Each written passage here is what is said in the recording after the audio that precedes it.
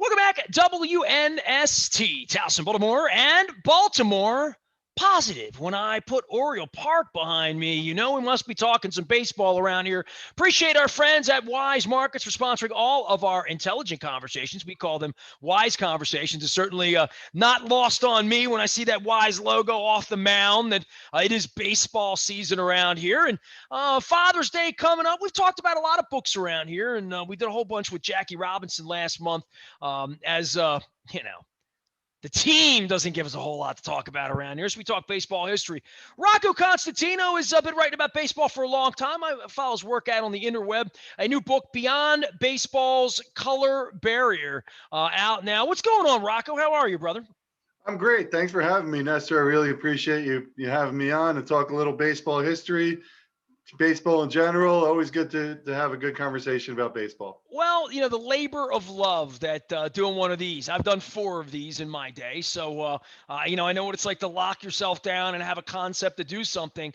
I find it fascinating, the color barrier and the things beyond it. I mean, we hear about Jackie Robinson every year.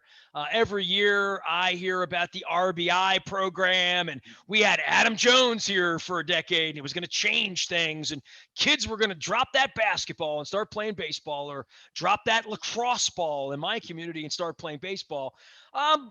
Some thoughts about the genesis of this and doing this, because there's a lot of stories in baseball, right? I mean, a whole bunch of them. I've been out to Kansas City, been to the Baseball Hall of Fame out there, Negro Baseball Hall of Fame, which actually got a plug here last week as well. The game gets whiter and older, and I think we all know that. I'm an Orioles fan, you're a Mets fan. We've seen what's happened. It's empty like this all too often around here. Yeah, that's the truth, and that's a lot of area to cover, but you're absolutely right. I mean, it's just the genesis of that book. My first book was published through Rowman and Littlefield, and they approached me last October, I would say October 2019, and said we need a book about African Americans in baseball, whether it's the trends or whatever. Come up with something.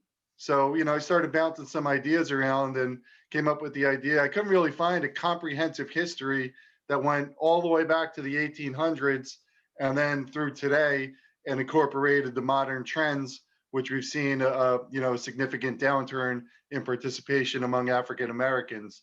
So that's what the book is. It starts in the 1870s, takes you through the timeline, how the color line was eroded, how Jackie eventually busted through, and then gets a little bit more in depth. And it's not just the topical stuff like you mentioned. You hear about the R.B.I. program, and every so often you'll see somebody who's the next great African American star in a certain city that's going to change things, and it usually hasn't come to pass. Yeah, see the Mookie Betts with the Red Sox. You've already got that. We've already you need to upgrade that one, update that, right? Yeah, that's the thing. The artwork for the cover goes out way before the book. So in the book, we mentioned the World Series last year and his performance with the Dodgers, but you got him on the Red Sox on the cover, which is good because that's his history anyway. But yeah, so trends are starting to turn, though. I really believe that. It's been between actually when the major leagues came back from the players' strike of '94 was right when the downturn of participation among African Americans started to happen. And it was gradual. It was a drop by 1% or there's also a guy named Jordan dribbling right around then, too, as I remember. And that's great. You mentioned the Negro Leagues Museum, and I went out and interviewed Bob Kendrick for this book, was the highlight of my research. And that's exactly what he said. He's like, baseball is not the cool factor anymore. In the 50s and 60s, any kid wanted to grow up and be Willie Mays. Now kids want to grow up. They want to be Kobe Bryant, LeBron James, Lamar Jackson, John Morant, Zion Williamson. They see all these guys, and the cool factor isn't there with inner city urban youth. You baseball. Do other things besides write books, right? You're like a director of athletics. Give everybody like what you really do. I know you through baseball writing, but I didn't know you had a real job till I read the book. Right, my full-time job. I'm the director of athletics at Santa Barbara City College, out in California, Santa Barbara.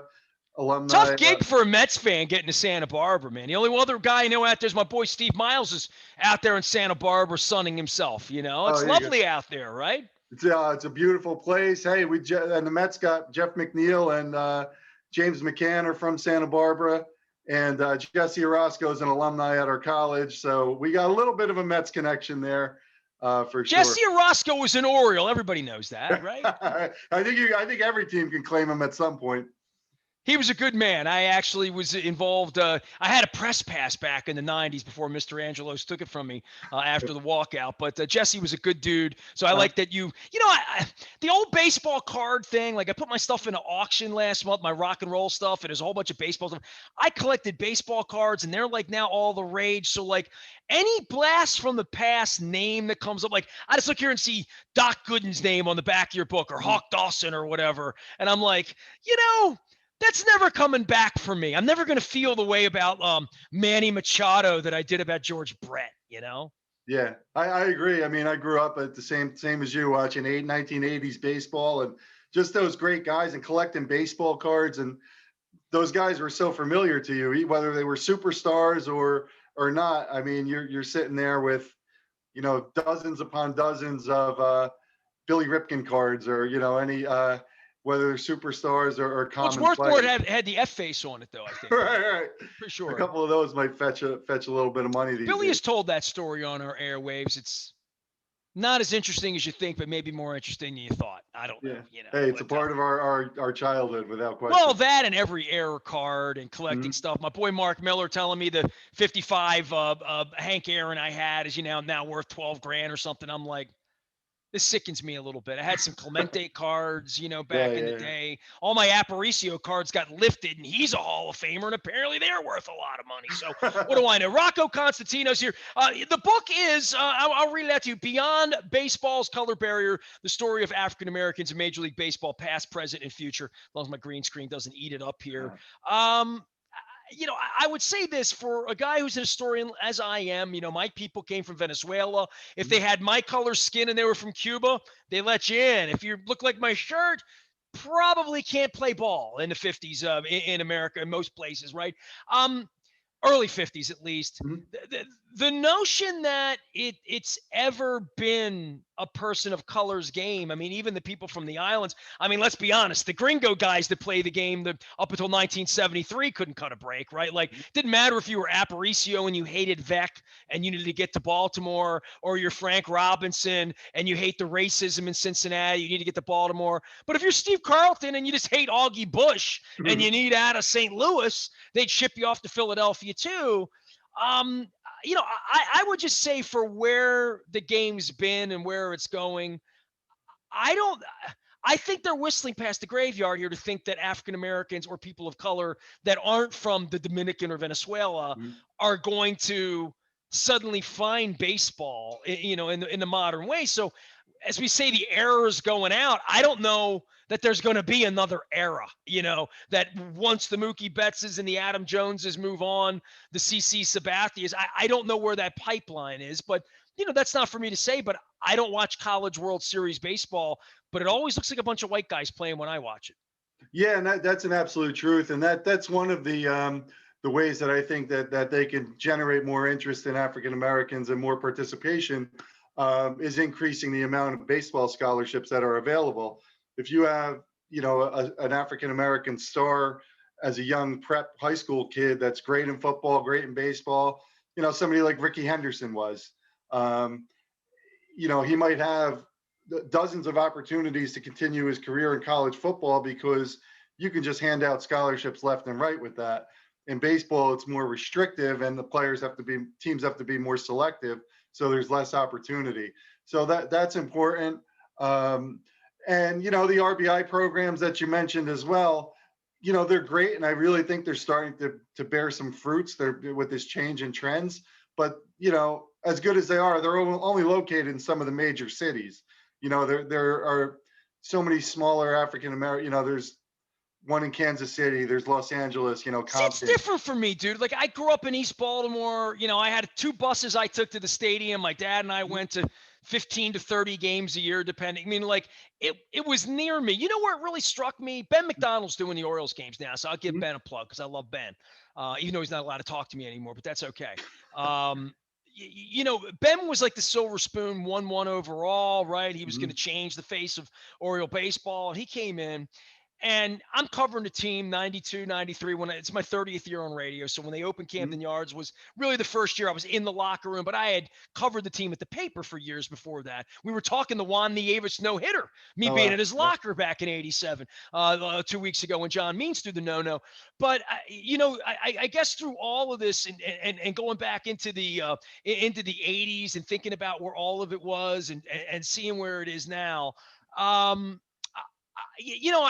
I look at Adam Jones here in Baltimore, just, as an aside, all Mhm. the years they had here with him, let him go to Japan and eat pretty good steak and sushi from what I'm seeing over there. Looks like he's having a pretty good time. Uh, But the opportunities that have been made available in cities. Ben McDonald said to me, we went out to lunch in 93, 90, it was about 93. It wasn't 94 yet because it wasn't the strike year. And I'm sitting with him having lunch in Toronto and I'm covering the team. It was me, him, and Brad Pennington, mhm. who cut my hair the first time. And I said to Ben, I'm like, man, so he's interested, hey, you grew up in Baltimore. Tell me about Baltimore. I said, well, I mean, Louis and games and me going to games. He said, I'd only been to one big league game in my life before I pitched in one. And I thought, wow, that's Ben McDonald, right? He grew up in Louisiana, right? He said, my daddy took me to Houston to see Nolan Ryan pitch once at the Astrodome. Wow. And I thought, all right, even if he grew up in New Orleans, which he didn't, but if he grew up there, it would have been minor league. Like Mhm. growing up where there's Major League Baseball, some dude like you growing up in New York, being Mhm. Mets guy or Oriole guy in Baltimore, Chicago, your Cubs or White Sox. But man, just go outside the Beltway and see boys and girls playing soccer, playing football, certainly basketball, right? All these other things that 100 years ago, every kid was playing baseball everywhere, including in the middle of Baton Rouge or wherever that was. We're going back 40 years now with Ben, right? Mhm. I bring him up because that was a moment of clarity for me that I'm sitting with this 1-1 overall godlike figure who turned out to be a nice pitcher, and he was a wonderful guy, still is. But sitting and talking baseball with him, his childhood experience about how baseball came to him was completely different than me yelling, Mr. Robinson, can I have your autograph? Like most kids don't grow up with that experience. And if they do, it's a day trip. They get to go to a game here Mhm. and again to have that kind of exposure to say, I want to be that when I grow up. Every kid in Baltimore wanted to be that, black or white, right? Because Right. there were Paul Blairs and Frank Robinsons and Mhm. all of that, right? I don't know what. I'm not 12 years old in Baltimore anymore, but I bet if I wanted to be with the cool kids, I'd have a lacrosse stick here. Yeah, absolutely. And in New Jersey too, same thing with lacrosse. But yeah, it's not, you don't see that. I mean, when we were growing up, you'd wake up on a Saturday or Sunday morning, call as many of your friends as you could, and go out to the sandlot or to a little league field where the games weren't But going you on. could go to a game. You grew up in a place, you went to Oh Yankees yeah, and Mets games, right? absolutely, absolutely, That's a tons of them. different kind of exposure than anybody could ever have if you can go regularly. If you're on Hmm. a trip, it's like going to a movie. It's like going to the zoo. It doesn't mean you go back. You know what I mean? Oh, I went to Camden Yards once when I was 12, went to a game. Doesn't make you a baseball fan, right? I mean, Right, like, right, right. doesn't get you juiced about doing it, playing it, getting in the cage, and having a lifelong experience with baseball that's changing dramatically for all of us, right? I mean, even guys our age watch it now and say, I don't know what the hell this is, and I don't know if I'm interested. Right, right, exactly. Yeah, and that's a great point too. I mean, there's so many, I call them stupid changes with the game that it's alienating, people like our age and older. And it doesn't seem like it's necessarily bringing in new fans. Um, Rocco, you, me, and bring 5 of my idiot friends, 5 of your Jersey dogs. We all get together. We got beer, uh, crabs. We'll even eat your peppers and onion, whatever. And we sit together in a room and we're all just bullshitting. And I'm like, uh, I got one for you. I got one. Ready? Ready? Let's put a guy on second base in the 10th inning. All right. And it's a great idea, guys. What do you think? Who likes it? Who likes that idea? Who comes up with this? not anybody. Yeah, it's funny. You mentioned my background. I used to be an NCAA Division II softball coach. That was proposed into NCAA softball when I was coaching, Did and I Eddie thought it Feiner again. propose that? Who was the Yeah, the NCAA proposed, the speed up rule, and I opposed it then. I said, no, this is the NCAA. You can't be putting runners on second base. I mean, to think that I was so opposed to it, 10 years ago on the NCAA level, and now it's happening in Major League Baseball. I mean, that just blows my mind. That's just none of us would. what fan would ever think that's a great idea? And who the heck? It's just, My dad didn't hate the DH. You know what Mhm. I mean? My dad was a traditionalist, but my dad didn't hate the DH. He thought Right. these guys can't hit. Let's I mean, they moved the mound up and down in '68. The Mhm. DH comes in '73. The Look, I was a guy that thought interleague play was stupid, and it is. It's still stupid. Mhm. 25 years later, it's still a bad idea. It's bad for the All-Star game. It's bad for the World Series. Right. It's not interesting. Yankees Mhm. and Mets Yeah. again. Orioles and Nationals Uh-huh. again. Right. Right. And none of it gets anywhere. I don't know what changes they've made. And dude, my last name's Aparicio. Right. Okay. Right. Right. I'm trying to find one thing about it that's better. Like literally, I know one. City Field's better than Shea Stadium. There you go. I'll drop the mic with that. I'll let you have that, Rock. I'll go with Camden Yards being better than Memorial. So that those kind of changes. But what I always say too is if they went back to the old way with any of these rules, who would complain? You know, if they said forget it, no more runners on second base, no more 7 inning doubleheaders, there would be no pushback. I went to a game about 5 years ago. It was when Ray Lewis went in the Hall of Fame because I Mhm. remember it vividly. Because you have these moments of clarity. I've said it. I've been at 2,500 baseball games. You know, what I Mhm. mean, this is what I did for my life until a couple of years ago when I just decided, screw these people. I'm just going to go talk about other things with more interesting people. And when a good baseball conversation comes, I'm happy to accept it. But I'm sitting in Pittsburgh in the upper deck. Now, I had done 30 baseball ballparks in 30 days. Okay. So I did that in 15. That's how Wow. much I love baseball. Go Uh, look it up. We swabbed for the Bone Marrow Registry. Lots of teams were awesome. Some teams were jerks. I've held it against all of them. But 6 years later, I, in 15, I had so much fun just doing it. I wasn't watching the game so much. I was involved in two no-hitters that went to the seventh on that trip, one at Yankee Stadium, one wow. in San Diego. I had rain delays. I mean, some nights I sat on the roof with no tickets, no access, no friends. Some nights I had a backstage pass and a press pass. Some nights my wife threw out the first pitch and we were Wow. honored on the screen. Like I had every experience you could imagine on this trip. But the Pittsburgh day, like I was with Mike Tomlin. We swabbed. Clemente said we had a big day. Clemente Museum, all that. So I Mhm. didn't like watch the game. Go back 2 summers later, and it was 17, I think, when Ray Lewis went in the Hall of Fame. 17, maybe 18, but Mhm. whatever it was. On the way back, we went to Pittsburgh. I had 250 Ravens fans with me in Canton, Ohio. And I thought my trip's going to be the best because we're going to stop in Pittsburgh, get a Permane, go to a Pirates game on the way Mhm. back. I had 3 busloads of people that I already had a ticket for that opted to not go to the game. Wow. They just said, we want to go straight home on Sunday. We don't want to stop in Pittsburgh and go to a baseball game. Hmm. Now, these are people going to spending $1,000 to go out to Canton, Ohio, and it's on the way. Okay. So Mhm. that's first thing. So I had 2 buses that we diverted to Pittsburgh. I said, the people that don't want to go, get on that bus. You go straight home. The people that want to go to Pittsburgh, see a ball game. And we'll only stay 7 innings. I promise. It'll be just like a doubleheader. So literally, we left before there wasn't much traffic at this point. Mhm. They were on their way down. It was Pedro. Who was the third baseman that we had here? Alvarez. Is that his name? Oh yeah. Yeah, they were Yeah. giving away his shirts to kids under 12, and it was that 1979 Pirates shirt that no one in my town would want. That gold thing, right? So I Uh, get up in the upper deck. I'm at PNC, and I've been there the year before, and there's nobody there. I'm up in right field, and I got a sandwich and a beer. And I'm looking down on the field, and I don't recognize the game of baseball. It's the first mhm. time in my life. I'm on the upper deck in right field, and I'm looking down. The left fielder's in center field. The center fielder's in right field. Right. The third baseman's at second base. The shortstop is in, I don't know, in the second baseman. I looked at the field, and I grabbed my phone, and I took a picture. And I think I put it on Facebook. And I said, I'm in Pittsburgh. Nobody wants to be at this game. I got lifer Oriole fans that love Ray Lewis, that love football, that don't even want to see the stadium. And Pittsburgh Stadium's a top 5 stadium. Beautiful. Like, Yeah. it's one of the best. Just to go there and get a beer on the way home, you would do it. Nobody wants to be there. Now I'm in the upper deck, and I'm looking at the game. And for the first time in my life, I looked at the shift a different way because maybe I had only seen it behind home plate or whatever. And I looked at it, was so asymmetrically.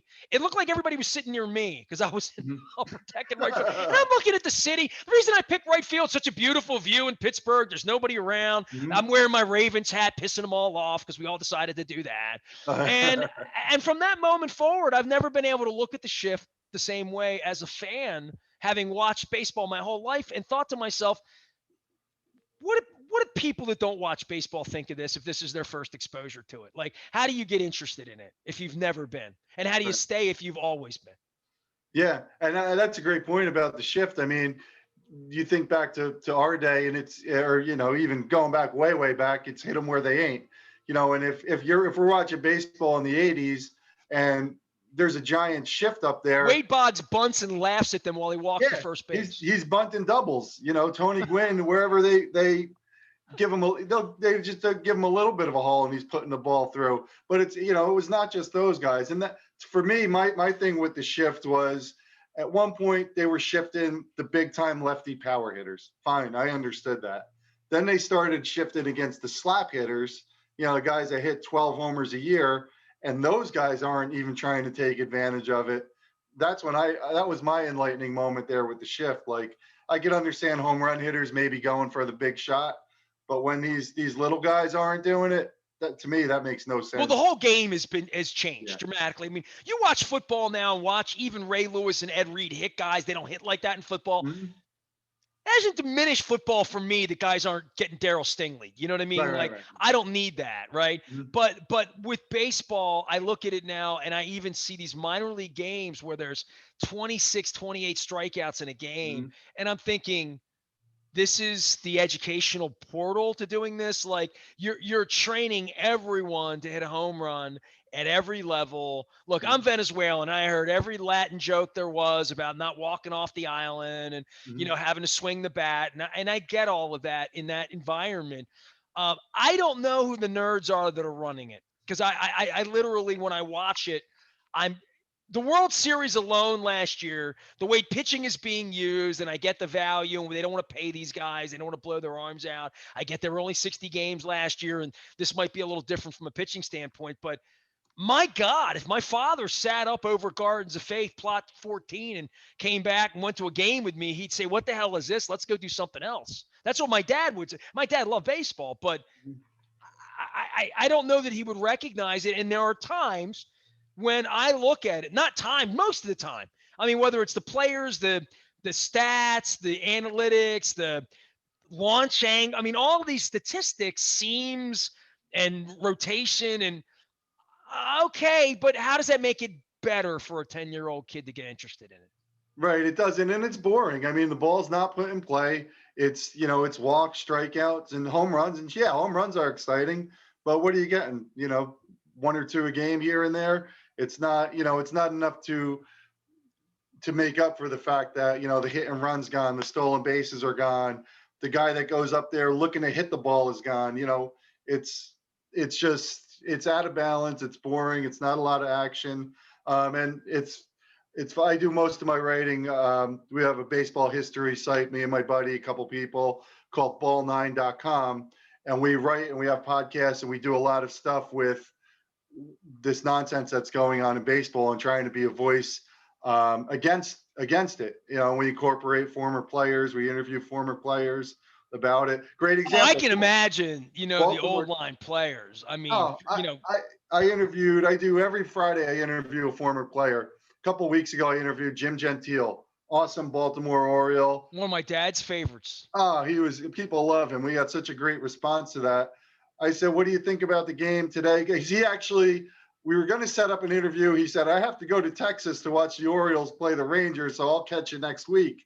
So I said, "Oh, you're going to game still? You're 80 something. You're 87, I think he was. And what do you think of today's game?" He goes, "I don't watch it." He goes, "I went down because my son lives there and visit my grandkids and just happened to go to the game." Well, the level of engagement is difficult with 162 games. It really is. I mean, even I've been through a plague and I'm trying to figure out where the value in my life and my time is, right? And even for people that played the game, I think it has issues. I love it. You love it. I want to love it again. This is where I live. I live literally, I take this picture out my window. This is where I live.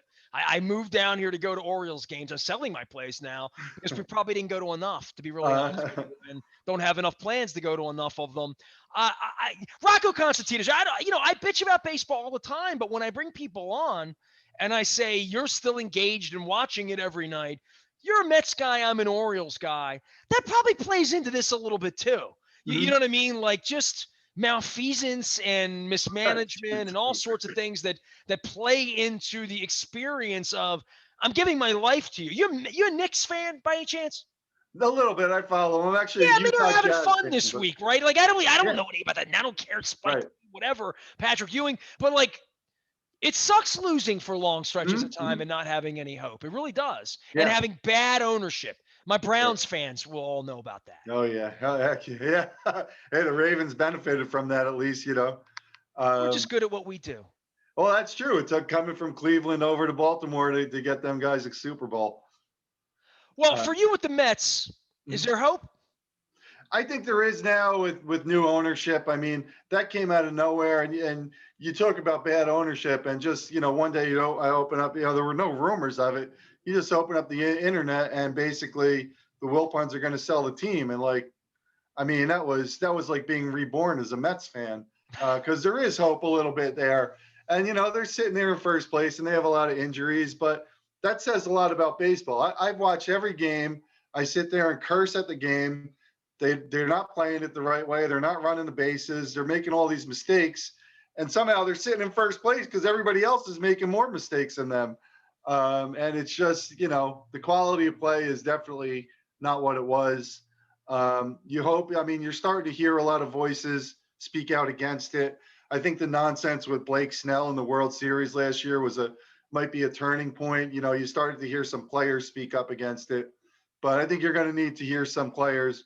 It's the players who I think have to take the game back and say, no, this is nonsense. I'm not going to try and crank one into a shift when they're giving me, open things. We've seen Bryce Harper bunt a couple times this year, and people need to do that and get the game back in line. And It's a hopefully it game of starts to happen. adjustments, as they Yeah. say, right? Yep. Exactly. Hey, Rocco, it's great to visit with you, man. Good luck with your book. The book is Beyond Baseball's Color Barrier, the story of African Americans in Major League Baseball, past, present, and future. I'll hold it up here because when I hold it here, it disappears. It's like a disappearing act. It's good. Magic kick. Now you see it, now There you you don't. So go get it while it's still here. Rocco, appreciate you, man. Good luck with your website out there and all baseball pursuits. And if you get the Baltimore, crab cake at Camden Yards, all right? Absolutely. Thank I you don't know again, my why you would friend. leave Really Santa happy Barbara. If I get to Santa Barbara, I'll just drink some wine or something. you're out Probably. there. We'll go. Yeah, we'll go out to State Street. Have a little party there. That's what I'm talking about. I've never made it north of Zuma Beach somehow when I'm there. I don't know. It's a long way up the coast there, up Right, the right, highway. right. Rocco Constantino joining us from the West Coast on the book and baseball, Beyond Baseball's Color Barrier. You can find me anywhere the internet travels at BaltimorePositive.com. All of our friends gassing up at Rofo and picking up that chicken. Chicken Palooza around the corner coming soon to a Rofo near you, as well as my crab cake tour, which is underway now. Episode 1 into Booksy Faithleys. Episode 2 at Costas Inn coming soon. We are WNST.net, AM 1570, Towson, Baltimore, and we never stop talking baseball and Baltimore Positive.